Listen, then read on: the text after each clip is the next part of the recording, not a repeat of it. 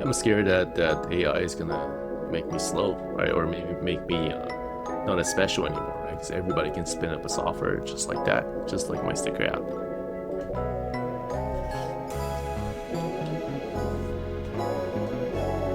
Hey Jensen, do you remember what was on the scheduling wall when we had scheduling? There was play outside, there was reading, like gaming time, yoga. We did yoga, and there's classes, right? Different classes, kind of make it like a daycare, huh? So during the pandemic, we had these morning, I wouldn't know, call it stand up, so to speak, but everybody's at home and we need a way to be organized.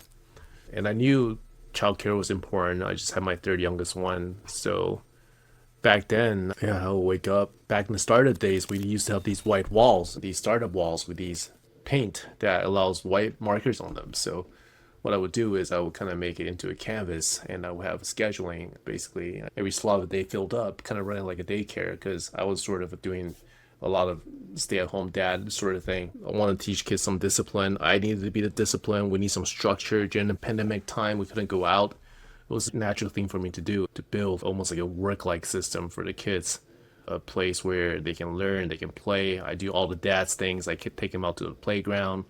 I have a structured day when it seems like the whole world's gonna fall into their own little spaces.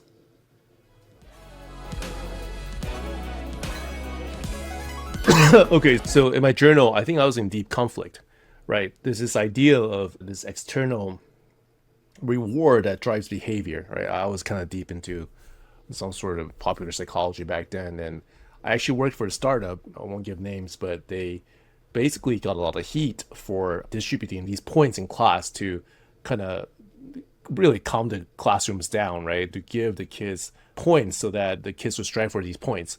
And then they would get some heat for it. And a lot of people who think they know education would say that this is bad for the kids, that once you take the points away, they're not going to behave. This is sort of external locus control. And then what I was trying to do is I was in conflict because I knew it worked, but I also sensed that there's this idea of internal locus of control that I want them to be mindful of, right? That I want to develop, right? Like I want to be good because of other reasons than trying to earn something. I said the builder replaced the reflector. So praying as hard, I wasn't reading as much. I was doing like AI came along. I spent a lot of time on computers and sort of that builder mentality came back and I spent a lot of my time doing it. So there was a lot less journaling, a lot less yoga. I don't know if I remember this. So I wrote it's quite painful to be in COVID, and then the great thing about not getting a job is that I can be there for them.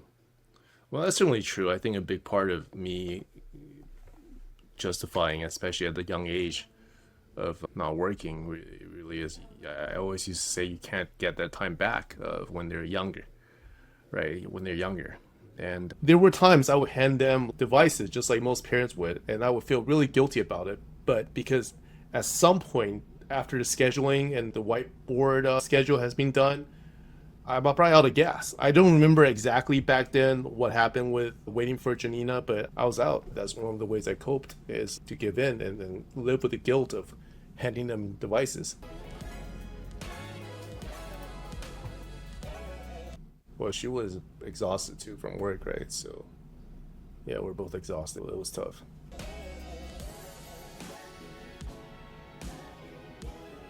So when I stopped reflecting as much and after we moved, AI came along, right? And I built this app that basically replaces the sticker books that we used to have. I knew that a system could work and I could build it fast. So within a night or two, I already built a mobile app that's cloud-based that they can load on their phones. So I understood the idea of logins and virtual currency, right? These are concepts from games that they had. I'll give them these virtual stickers where you can trade it up for choosing where to eat tonight, or you would have for actual virtual, actual money, actual currency, right?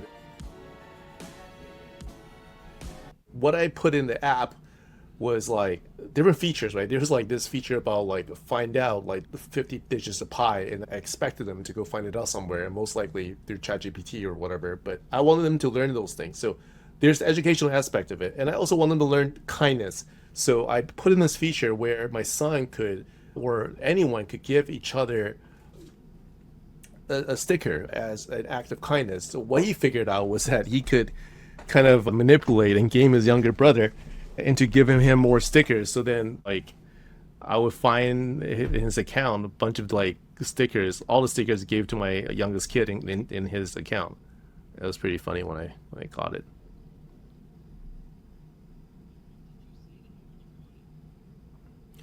I mean, I kind of designed a system, right? I knew like he was just gaming the system. He was being street smart.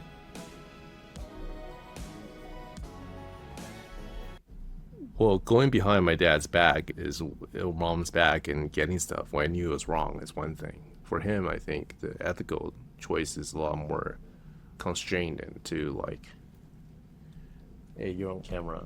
There's camera everywhere. Wait, what are you doing? Recording a video. What? Wait, is that live? So the ethical line, oh, it's constrained by software, right? So if the software lets you do it, and you're not breaking the rules, so to speak, any ethical rules, I define those ethical lines for him, right? So that was the difference.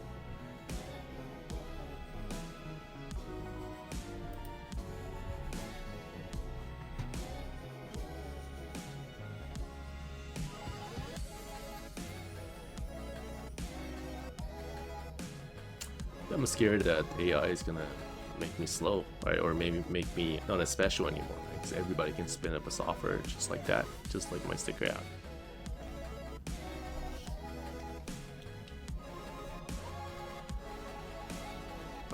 Like,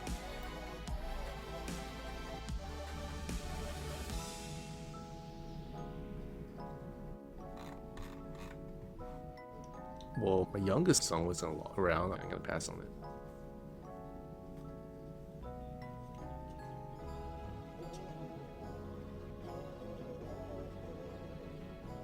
So I want them to know that I tried, right? I actually love them in that I was trying to find what's right and wrong, right? Like if the sticker represented what I think is good and what I think is bad, right? Now, whether or not that translated actual behavior is a very clear statement.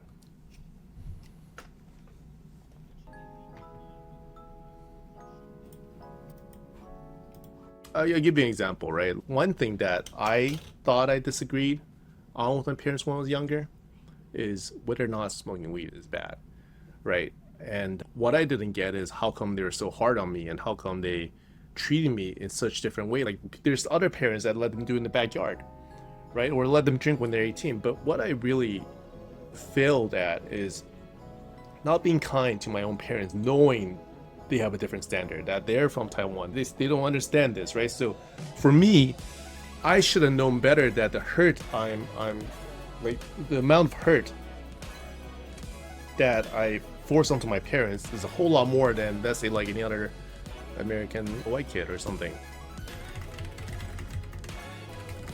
Yeah, we're coming to a better understanding, and of course, I have my own path with religion, and her is settling in as a grandma, find meaning and value where she's at, and I can see it. So, yeah, it's good.